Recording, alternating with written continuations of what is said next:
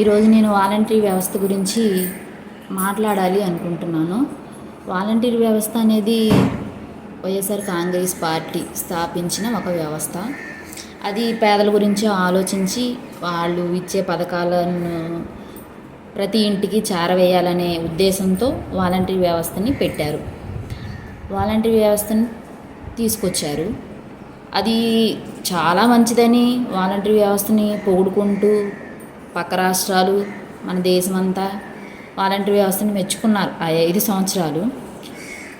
అదే వ్యవస్థని కంటిన్యూ చేస్తామని ఇప్పుడు మనకు వచ్చిన గవర్నమెంట్ సీఎం చంద్రబాబు నాయుడు గారు మాటిచ్చారు. ఆ వ్యవస్థను కంటిన్యూ చేస్తాను, మీకు జీతం 10,000 చేస్తాను అని చెప్పేసి. రాజీనామాలు చేసిన వాలంటీర్ని తీసివేస్తాం, రాజీనామా చేయకుండా మా తరపున ఉన్న వాళ్ళని మేము కంటిన్యూ చేస్తాం అని చెప్పేసి హామీలు ఇచ్చారు. రాజీనామాలు అనేది ఒక గవర్నమెంట్ సైడ్ నుంచి పిచ్చివాళ్ళని చేసేసి మా గవర్నమెంటే వచ్చిద్దని వాలంటీర్లందరినీ పిచ్చివాళ్ళని చేసేసి రాజీనామాలు చేయించేశారు. అది పోయిన గవర్నమెంటు. ఇప్పుడు వచ్చిన గవర్నమెంటు అదే మోసాన్ని కంటిన్యూ చేసుకుంటూ ఈ వాలంటరీ వ్యవస్థని రాజీనామా చేయని వాళ్ళని రాజీనామా చేసిన వాళ్ళని ఉంచుతాం, రాజీనామా చేయని వాళ్ళని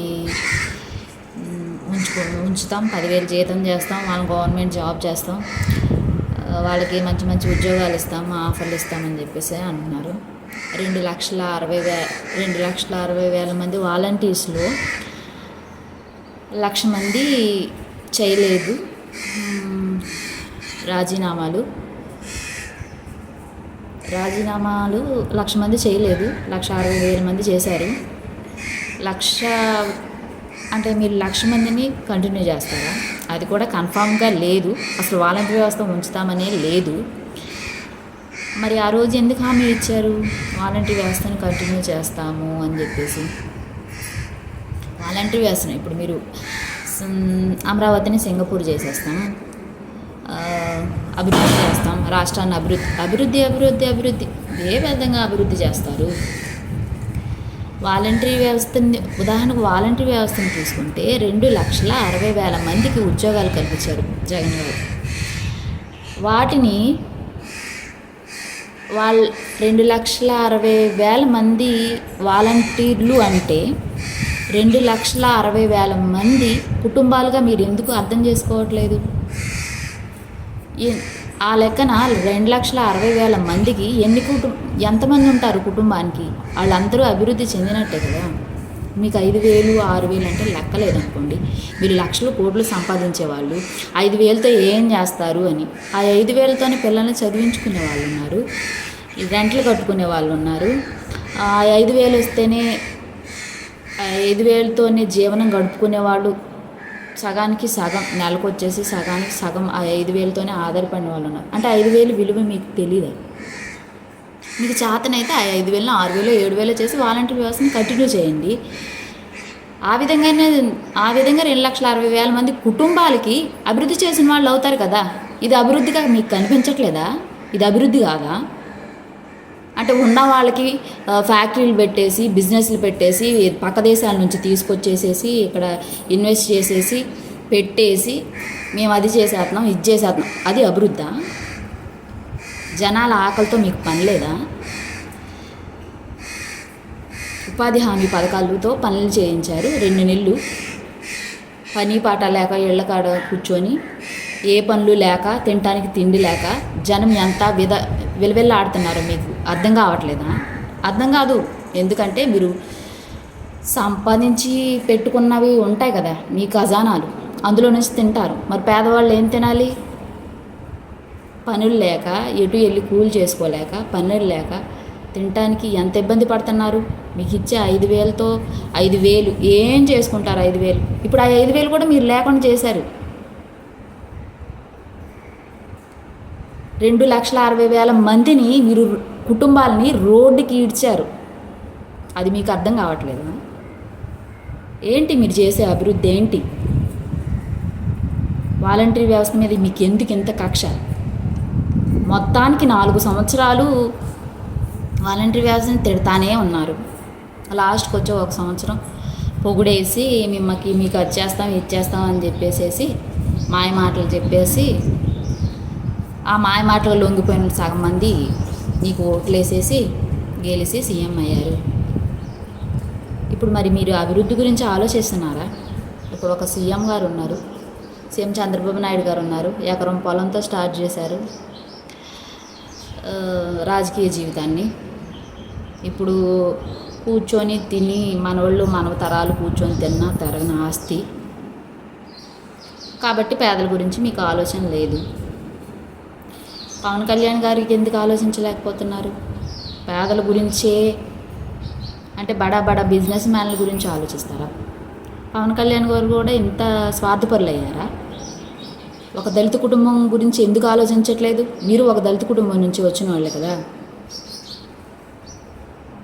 తక్కువ దళిత కుటుంబం అంటే మిడిల్ క్లాస్, మిడిల్ క్లాస్ కుటుంబంలో ఎన్ని కష్టాలు ఉంటాయి, ఏముంటాయి. తినలేని వాళ్ళు, తినడానికి తిండి కూడా లేకుండా ఇబ్బందులు పడుకుంటూ ఉండు. ఆ ఇబ్బందులన్నీ మీకు తెలుసు కదా, మీ అన్నయ్య గారికి మీకు అన్నీ తెలుసు అని చెప్తూ ఉంటారు కదా ఇంటర్వ్యూలలో. మరి మీరు పేదల గురించి ఏం ఆలోచిస్తున్నారు? 2,60,000 కుటుంబాలని రోడ్డుకి ఈడుస్తుంటే మీరేం ప్రశ్నించకుండా ఏం అడగకుండా ఏం చేస్తున్నారు? ఇదేనా మీరు ఆంధ్రప్రదేశ్కి ఇచ్చే విలువ? ఆంధ్రప్రదేశ్ ప్రజలకి, మిమ్మల్ని నమ్మి ఓట్లు వేసిన ప్రజలకి ఇచ్చే విలువ ఇదేనా?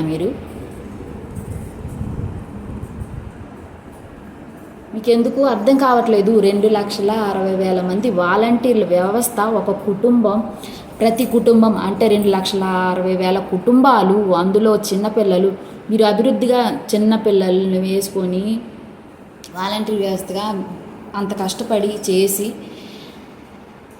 ఈరోజు వాళ్ళని రోడ్డుకి ఈడ్చే పరిస్థితులకి వచ్చేసారు. ఈడ్చే పరిస్థితి ఏంట్లో ఆల్రెడీ ఈడ్చేశారు అనుకోండి. దాని గురించి ఆలోచిస్తున్నాం. ఏం ఆలోచిస్తారు?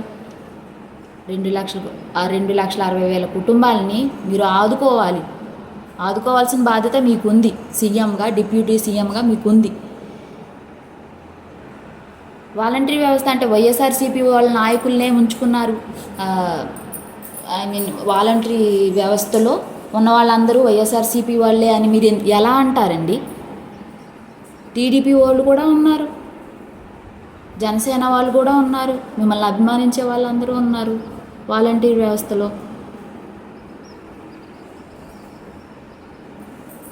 అది మీకు అర్థం కావట్లేదా?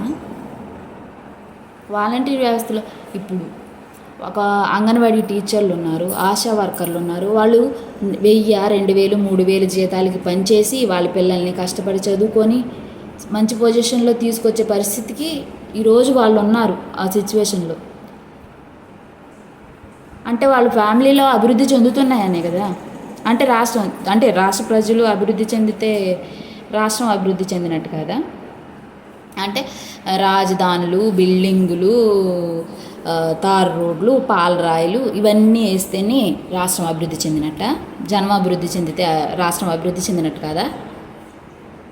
అసలు ఏం మాట్లాడుతున్నారు?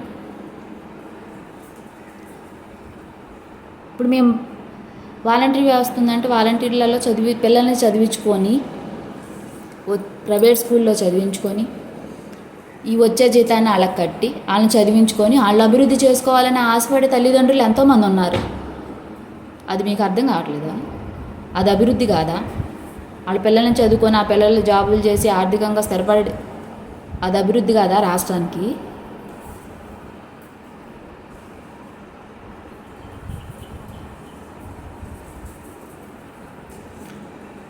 అంటే మీకు అసలు దళితులపైన, పేదలపైన లేదు మీ రాజకీయాలు, మీ హత్య రాజకీయాలు.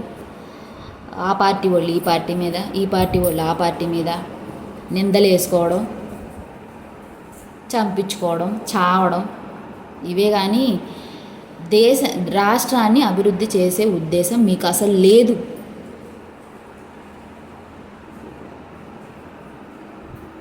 రాష్ట్రాన్ని అభివృద్ధి చేసే దిశగా మీరు ఆలోచించే వాళ్ళైతే వాలంటీర్ వ్యవస్థని కంటిన్యూ చేయండి.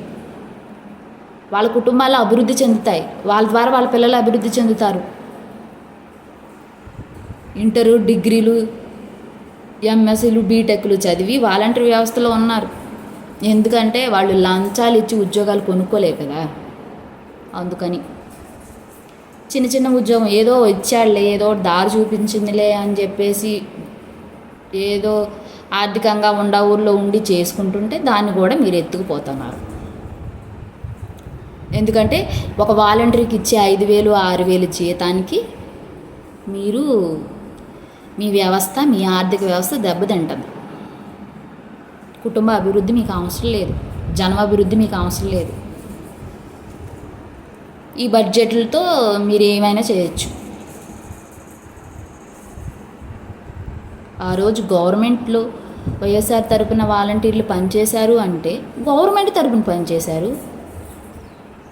వాళ్ళు చదువుకున్న చదువుకి ఏదో ఒక ఆధారం వచ్చిందని చెప్పేసి వాళ్ళ తరపున పనిచేశారు. వాళ్ళు ఇచ్చిన పథకాలని ప్రతి ఇంటికి తీసుకెళ్ళి వేశారు.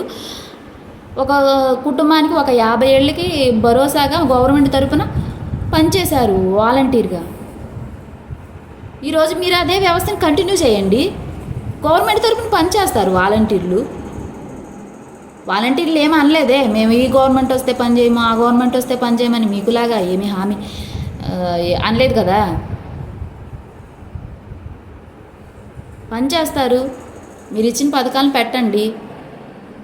ఆ 50 ఏళ్ళకి వాళ్ళు కంటిన్యూ చేయండి ఆ వాలంటీర్లని. మీరు ఇచ్చే పథకాలను చేస్తారు. అలాగే గ్రామాలు అభివృద్ధి చెందుతాయి. వాలంటీర్ వ్యవస్థలో ఉన్న వాళ్ళ కుటుంబాలు అభివృద్ధి చెందుతాయి. వాళ్ళు చదువుకుంటారు. వాళ్ళు ఇంగ్లీష్ మీడియం పిల్లల స్కూళ్ళలో చదివించుకుంటారు. వాళ్ళు ఆర్థికంగా అభివృద్ధి చెందుతారు. రాష్ట్రం అభివృద్ధి చెందుతుంది సగం పైన.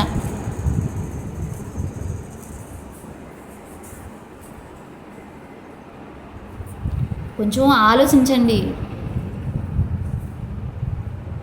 వాళ్ళు పెట్టారు కాబట్టి వాళ్ళ మీద కక్షలతో మా జీవితాలతో ఎందుకు ఆడుకుంటున్నారు మీరు? మా నోట్లోకి వచ్చే ముద్దని కూడా మీరు లాగేసుకుంటున్నారు.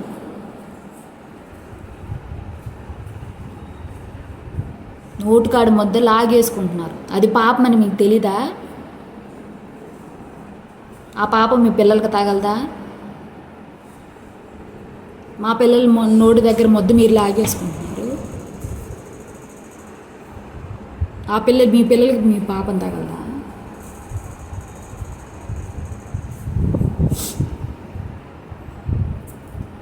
మీ కక్షలు ఉంటే మీరు చూసుకోండి. అన్యాయంగా మా మీద ఎందుకు? చదువుకొని పనులకి వెళ్ళలేము. పనులకి వెళ్ళి అంటే ఇప్పుడు మీ వ్యవస్థ ఏంటి? మేము పనులకి వెళ్ళలేము. పనులకి వెళ్తే ఏమంటారు? చదువుకొని పనులకు వస్తున్నారు, మీరు చదువుకున్న ఒకటే, మేము చదువుకోపోయినా ఒకటే అన్న రీతిలో జనాలు మాట్లాడుతున్నారు. మరి దళితులు కదా పనులకి వెళ్ళేది. చదువుకొని ఇప్పుడు వచ్చే జనరేషన్కి ఏం చెప్పాలి? మేము చదువుకొని పనులకి వెళ్ళుకుంటాం, కూలి పనులకి వెళ్ళుకుంటా ఇప్పుడున్న వచ్చే జనరేషన్కి మేము ఏం చెప్పాలి? చదువు అవసరం లేదు, చదువుకున్నా చదువుకోపోయినా కూలి పనులే చేసుకోవాలి. మీరు బిజినెస్లు చేసేయాలి, మీ పిల్లలు ఇంగ్లీష్ మీడియాలు చదివేసేయాలి, గొప్ప గొప్ప పక్క దేశాలకు వెళ్ళి చదివేసుకొని జ్ఞానాలు పెంచేసుకోవాలి. మేము, మా పిల్లలు, మా తర్వాత వచ్చే తరాలు కూలి పనులు చేసుకుంటూనే ఉండాలా?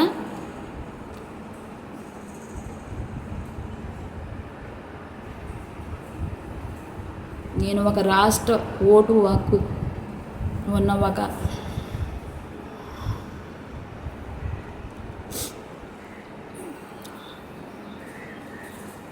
సభ్యురాలుగా నేను గవర్నమెంట్ని క్వశ్చన్ చేస్తున్నా. మీరు నిజంగా రాష్ట్ర అభివృద్ధి కోరుకునే నాయకులు అయితే వాలంటరీ వ్యవస్థని కంటిన్యూ చేయండి. మా తరపున పనిచేయరు, వైఎస్ఆర్ తరపునే పనిచేస్తారు అనే ఉద్దేశం పెట్టుకోవద్దు. వాలంటీర్లు ఎవరికి కూడా ఆ పార్టీ అయితేనే చేస్తాం, ఈ పార్టీ అయితేనే చేస్తామని ఏమీ లేదు.